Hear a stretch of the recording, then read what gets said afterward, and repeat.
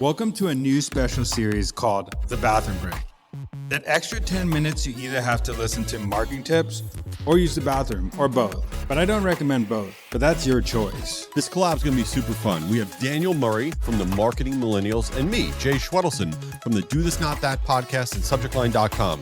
Each episode in the series, we are going to go over quick tips about different marketing topics.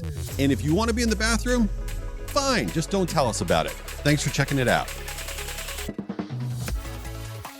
We are back with another episode of The Bathroom Breaks. I'm here with DJ Schwedelson of Do This Not That podcast. And I'm Daniel Murray of the Marketing Millennials. Today, we're going to talk about how to audit, why you should be auditing your marketing right now. But first things first is I have to ask Jay a question. And the question is, what do you think about this season of White Lotus compared to the other two seasons? Well, first of all, I'm very happy. White Lotus had its highest viewership it ever had, which is great news because they're already talking about season 4. I thought it was great. There were certain storylines I don't know why they had to have, but I also think there was like controversy in terms of brands and marketing. I thought it was really funny how Duke, the university, was pissed that the dad, the character in the show, was wearing a Duke shirt because the dad was going through a lot of, mental struggles during the season. And I just loved on social media how Duke and the dad were like going after each other.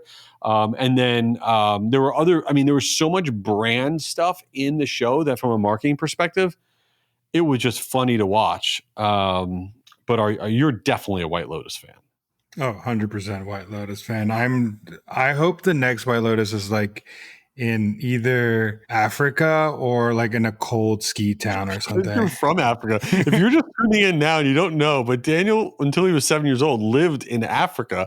So you want it to be in Africa so it could be like in your home. Well, there is a Four Seasons like in Tanzania, I think, or something like that. So I think. Do you know, like when you say Tanzania, I don't know where the hell that is, and neither does anybody else. But do you know like all of Africa? Like, are you good with African geography? No, I probably know like the south of Africa, and then that's about it. Wow, you did not do well in like kindergarten, apparently. Yeah, but you don't learn that at kindergarten. So well, you learn like the states when you're in the United States. You don't learn like what's in Africa. Yeah, I don't think when you're in first grade you're starting to like know the capitals of every state. Maybe it's some schools in the U.S. But all right, we're gonna test Daniel at the end of this. All right, so we're talking. Listen. The world is heading into kind of a little bumpy economy. Doesn't matter. We don't care about politically what anybody thinks. I don't care what I think. There's no doubt that there is this kind of like uncharted economic stuff that we are all navigating in terms of our companies, our brands, B2B, consumer. And so we want to talk about auditing. Auditing, this is the moment that you really want to audit what you're doing from a marketing perspective. So that way you're making sure that it is aligned with what's going on the planet, that you are locked in and not wasting budget, time, resources, whatever. So how do we audit, Daniel? How do we make sure that we are locked in? I think the first question you ask is recentering on revenue. So asking yourself like, what's directly contributing to pipeline and revenue, and thinking like if it's not helping you make money or keep customers, you probably should trim those things for now until we get that. And that also adds another layer, like go back, like audit your KPIs and message if they're realistic, because if you message it early, it's better to get ahead of that with leadership than fall way behind. So audit if things are tied to revenue or keeping customers retention, and then audit your goals to see if they are realistic in this time based on where you think the economy is headed.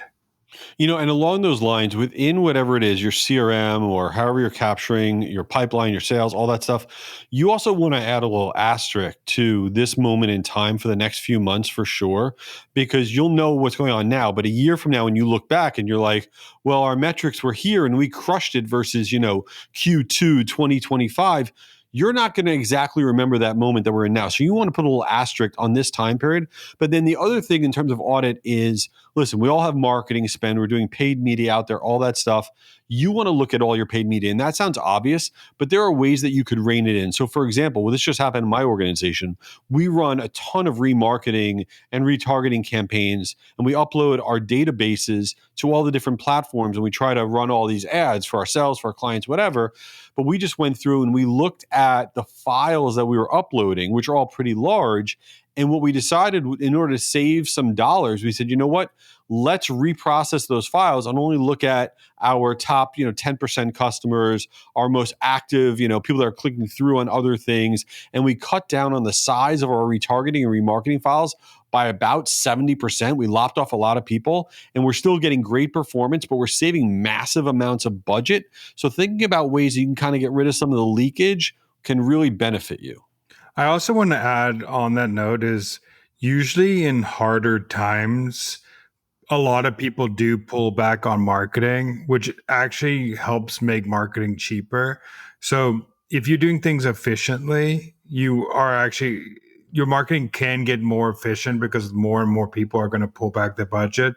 So don't stop marketing. That's not what we're saying. Just find those channels or the highest performing creatives, the highest performing campaigns, the highest performing, a lot of the time when you audit your revenue, you will see that 80% of your performance is coming from 20% of things.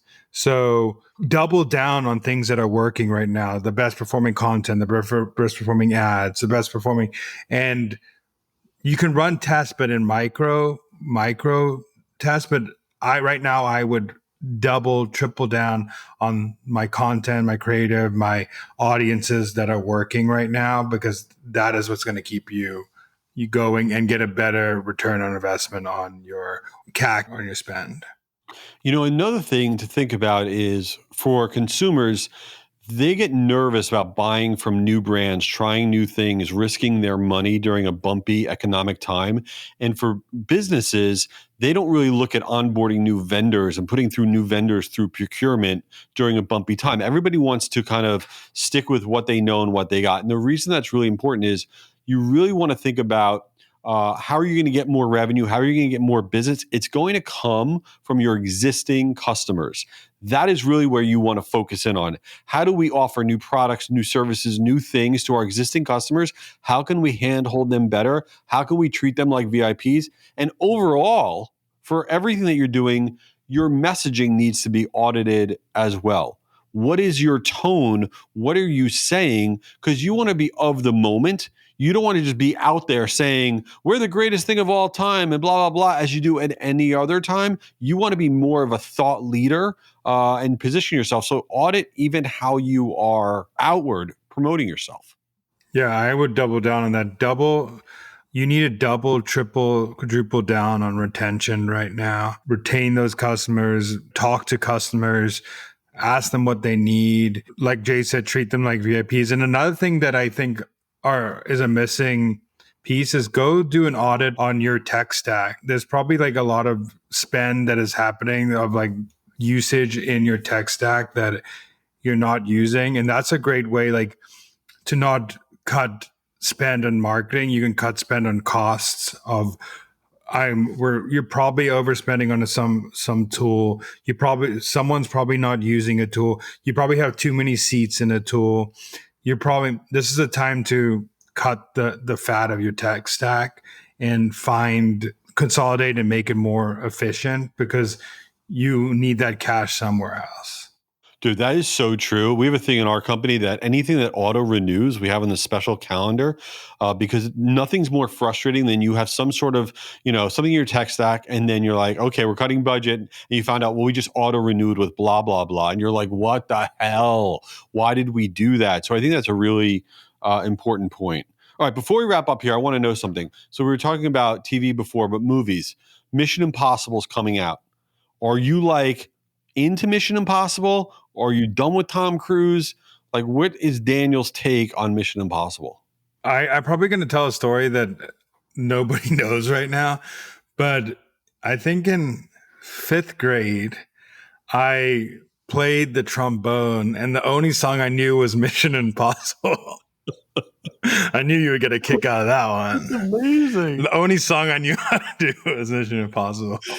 Okay, if I got you a trombone for real and I shipped it to you or whatever, would you play that on this podcast? I don't even know if I know how to. This is like the 5th grade, but I played for a year.